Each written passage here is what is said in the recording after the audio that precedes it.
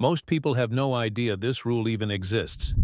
You could be doing it right now, completely by accident, with the best intentions in the world, and the IRS could hand you a $10,000 penalty before you ever realize what happened.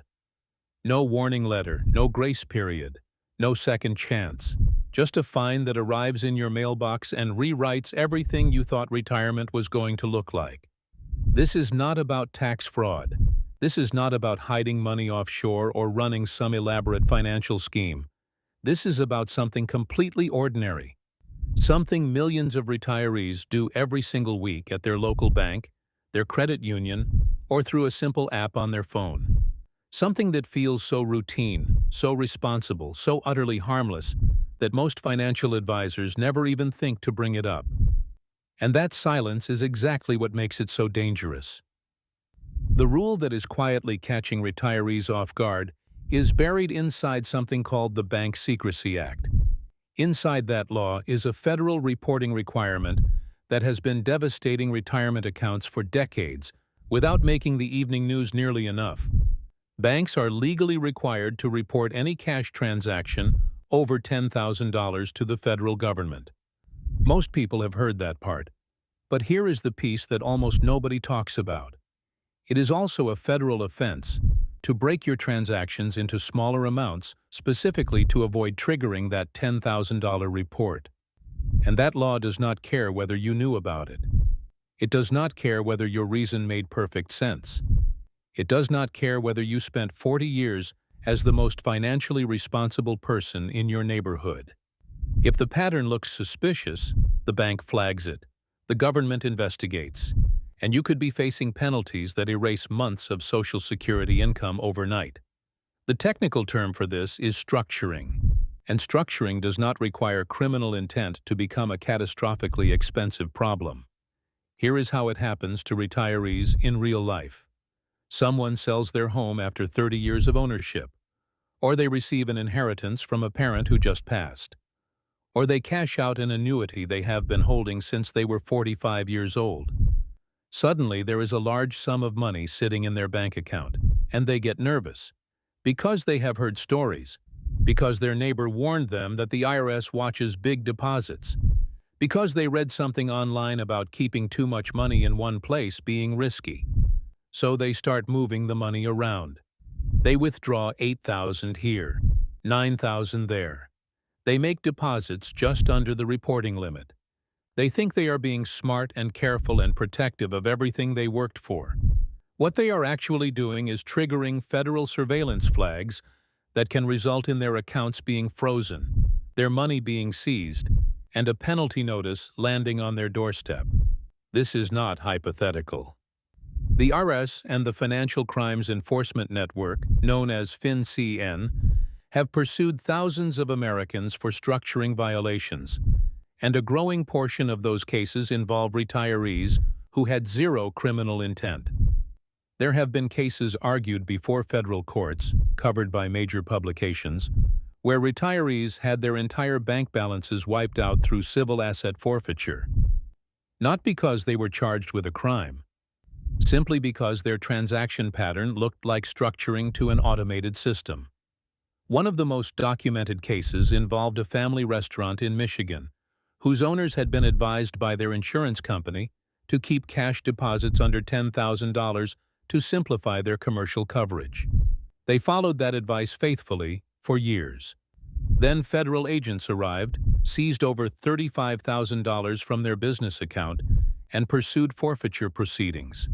The family had done nothing wrong. It took years of legal battles and national media coverage to recover their money. Now picture that happening to a 73-year-old retiree with no legal team, no media connections, and a fixed income that cannot absorb the cost of fighting back. So let us get precise about what actually triggers these flags.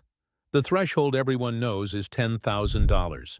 One cash transaction at or above that amount generates an automatic report called a currency transaction report, filed directly by your bank with the federal government. You never see this report. You are never notified it was filed. It simply happens in the background. Structuring is something different and something far more dangerous for innocent people.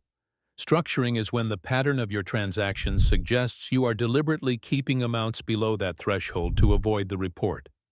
And the critical word is suggests, because the government does not need to prove you intended to commit a crime in order to pursue civil penalties. Under civil structuring law, they can act on the pattern alone. The burden can effectively reverse, requiring you to prove your innocence rather than the government proving your guilt. The transaction pattern that most commonly triggers flags looks like this: multiple cash withdrawals or deposits in amounts between $7,000 and $9,900, occurring within days or weeks of each other.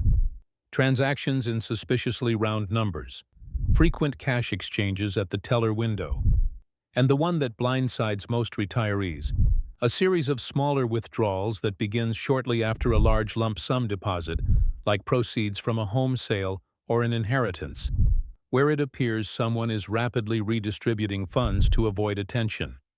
For retirees specifically, 4 scenarios create this pattern almost automatically. The first is home sale proceeds. Selling a home after decades generates a significant wire transfer or check. If a retiree then begins pulling out cash in smaller increments, even for entirely legitimate reasons, like paying a contractor, gifting money to grandchildren, or building up a home safe for emergencies, the transaction record can look exactly like structuring to an automated banking algorithm. The second is inheritance management. Receiving a large inheritance and then moving portions of it around, splitting it between accounts, withdrawing cash installments, all of this can generate the same red flags even when every dollar has a completely legitimate destination. The third is gift giving to family. This one catches retirees constantly. Grandparents want to help with a grandchild's tuition or a child's down payment. They make several cash withdrawals over a few weeks to accumulate the amount. They see it as being generous and thoughtful. The banking system sees it as a potential structuring pattern. The IRS gift reporting rules and the banking surveillance rules can compound each other in ways that create serious problems for people who are simply trying to be generous. The fourth is habitual cash preference. Many retirees, especially those from older generations, simply trust cash more than digital banking. They make regular, moderate withdrawals. They keep money on hand. They pay local vendors in cash. And over time, that consistent behavior can accumulate into a transaction history that looks suspicious to a system that was designed to catch criminals, not grandparents paying the plumber. Now here is the part that demands full attention. The government does not have to prove you committed a crime to take your money. Civil asset forfeiture, which operates under entirely different rules than criminal prosecution, allows the government to seize funds based on a structuring suspicion and then require the account holder to fight through a legal process to recover them. This is not how most Americans understand the justice system to work. Most people believe they are innocent until proven guilty. But in civil forfeiture structuring cases, that protection can effectively disappear, and the cost of fighting even a wrongful seizure can rival or exceed the amount that was taken. The penalty structure for structuring violations includes fines up to $10,000 per violation, with each individual transaction potentially counted separately. In cases the IRS designates as egregious, civil penalties can reach 50% of the total transaction amount involved.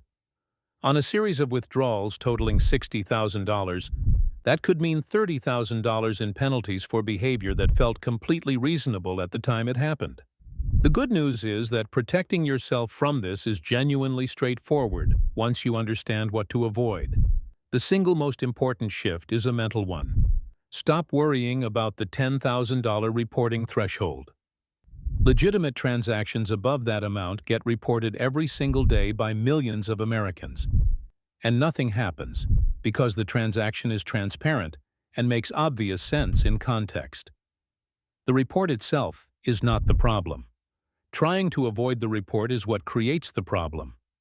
If you need to withdraw $15,000 to pay a contractor for a roof replacement, withdraw $15,000. The report gets filed. The transaction is clearly legitimate. Life moves on without incident. The second protection is real-time documentation. When you make a large cash withdrawal or deposit, write down the purpose immediately, not 6 months later when you are trying to reconstruct your logic for a federal investigator, but right now. Keep the receipt from the contractor. Photograph the invoice. Save the text message where your grandchild asked for help with rent. Contemporaneous records are powerful evidence that innocent intent was present from the beginning. The third protection is communication with your bank. Banks are required to file reports, but they also have the ability to document context in their internal records. If you know your banking activity is about to look unusual because you just sold a house or received an inheritance or are planning a significant gift, speak to a personal banker or branch manager in advance. Explain what is happening. Let them make a note. A bank that understands the context of your transactions is far less likely to generate a suspicious activity report than a bank that is seeing an unexplained pattern with no background. The fourth protection is choosing electronic payments for significant transactions. Cash is the primary trigger for structuring concerns because cash creates no paper trail by itself. When you pay someone with a check or a wire transfer, the transaction is documented automatically. The record of what happened and why exists without any extra effort on your part. This does not mean eliminating cash from your life entirely, but for transactions involving meaningful sums, a check or transfer is protective in a way that cash simply cannot be. The fifth protection is working with professionals who understand banking compliance specifically. Many financial advisors are excellent at investment allocation and retirement income planning, but have limited familiarity with the Bank Secrecy Act and how structuring rules interact with everyday retirement finances. If you are managing substantial assets, making large transactions, or planning significant gifts, you need someone who understands these rules as part of their practice, not someone who will learn about them alongside you if a problem arises. There is a broader shift happening in banking that every retiree needs to understand. The financial surveillance infrastructure in the United States has become dramatically more sophisticated in recent years.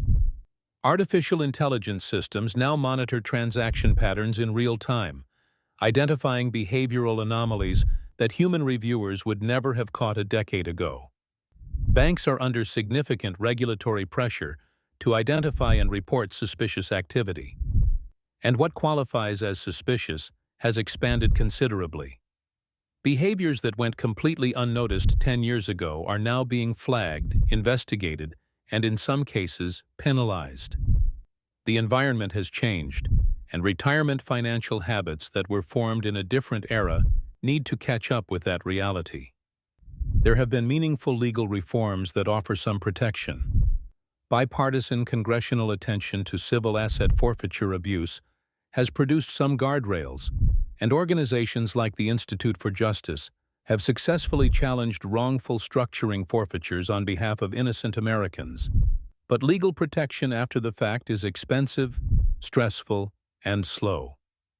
Prevention requires nothing more than awareness and a few straightforward adjustments to how you manage your money. The core principles worth carrying forward are simple. Do not let the reporting threshold change your behavior, because changing your behavior to avoid the report is precisely what creates legal exposure. Document the purpose of significant transactions at the moment they occur. Talk to your bank when your activity is going to look different than usual. Use checks and wire transfers for large payments whenever you can. Work with advisors who understand the compliance side of retirement finance, not just the investment side. Retirement is the reward for decades of disciplined, responsible financial behavior. The painful irony at the heart of structuring law is that the very qualities that define financially responsible retirees, the carefulness, the desire to stay under thresholds, the instinct to avoid drawing attention, can accidentally create the pattern that draws maximum attention. The habit of being careful, applied to the wrong situation, becomes the problem itself. Knowing this trap exists and knowing exactly how to stay clear of it may be the most practically valuable financial information a retiree can have right now. Pass it along to someone who needs to hear it. The neighbor who just closed on a home sale. The sibling managing a parent's estate. The friend who has always preferred keeping cash close. The $10,000 penalty hiding inside an innocent banking habit is one of the most avoidable financial disasters in retirement. But it is only avoidable if you know it is there.